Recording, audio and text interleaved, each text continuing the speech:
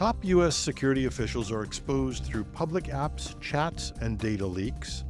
A tech aide on a U.S. government efficiency team is linked to a cybercrime group, and U.S. defense contractors fined $4.6 million for failing to meet cybersecurity requirements. This is Cybersecurity Today. I'm your host, Jim Love.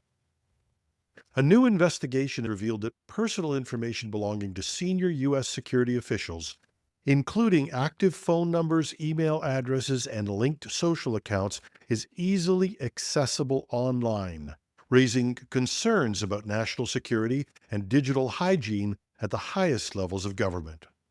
According to Der Spiegel, the contact details of Trump-aligned figures such as National Security Advisor Mike Waltz, former Fox host Pete Hegseth, and Director of National Intelligence Tulsi Gabbard appeared in commercial data broker databases and previous breach dumps.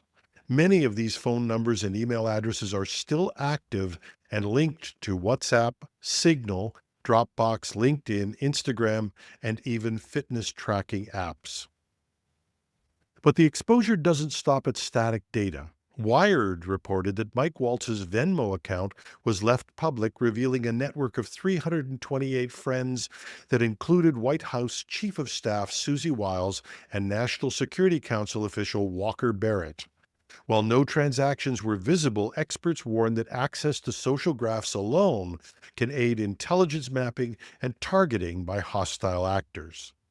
These lapses have prompted calls for a review of personal cybersecurity practices among government officials. Despite repeated warnings, many continue to use unsecured platforms or fail to lock down accounts that link directly to sensitive national security roles. The revelations follow an earlier controversy in which the same group of officials used a Signal group chat to coordinate potential airstrikes in Yemen. That chat inadvertently included the Atlantic editor Jeffrey Goldberg, underscoring how even encrypted tools can introduce risks if misused. A U.S. defense contractor, Morse Corp, has agreed to pay $4.6 million to settle allegations of failing to meet cybersecurity requirements in its military contracts and knowingly submitting false claims for payment. Based in Massachusetts, Morse Corp specializes in developing guidance and navigation technology for military vehicles. The company's cybersecurity shortcomings were brought to light through a whistleblower lawsuit filed by its former head of security under the False Claims Act. Federal prosecutors outlined several cybersecurity failures by Morse, including, since 2018, Morse utilized a third-party email hosting provider without ensuring the vendor met the Federal Risk and Authorization Management Program, or FedRAMP, moderate baseline, as required in their contracts.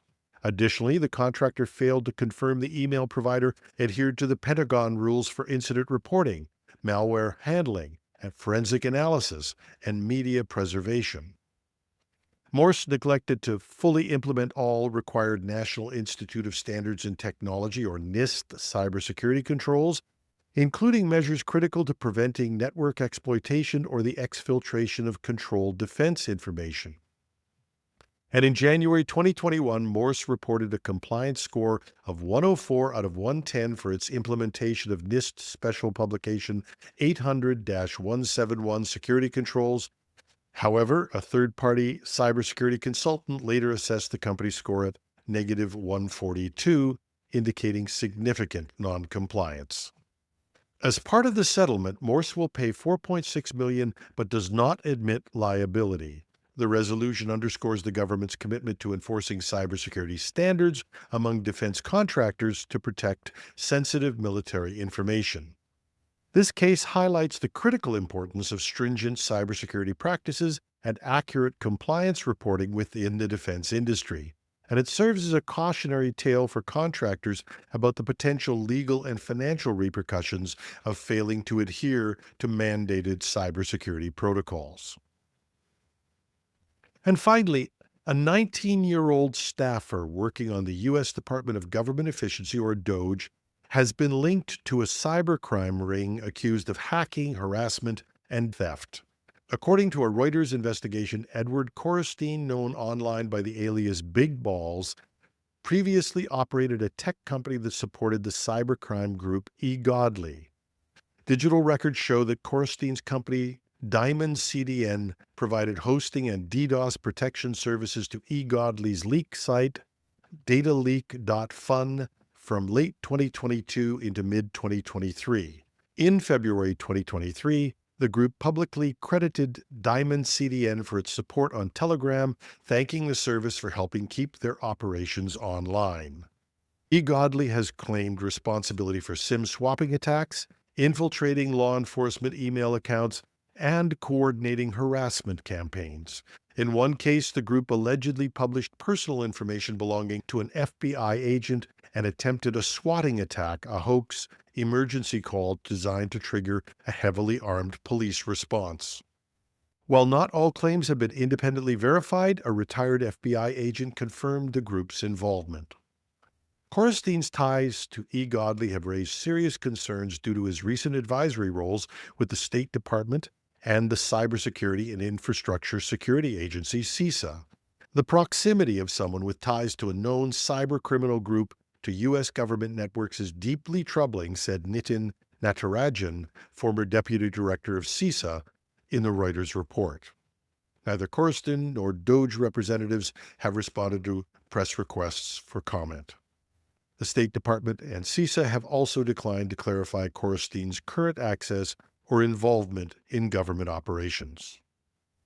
Now, I want to take a second to say, I don't want to pick on some 19-year-old kid who's done some stupid things. God knows when I was 19, I probably did a lot of stupid things too. But this kid has no business working in highly secured environments. The real problem is not the kid. It's that there are no adults in the room when it comes to U.S. government security. That's our show. The show is not political. We're about security. But I couldn't say that these weren't the biggest stories in cybersecurity today. Always interested in your opinion? Contact me at editorial@technewsday.ca or leave a comment under the YouTube video. I'm your host, Jim Love. Thanks for listening.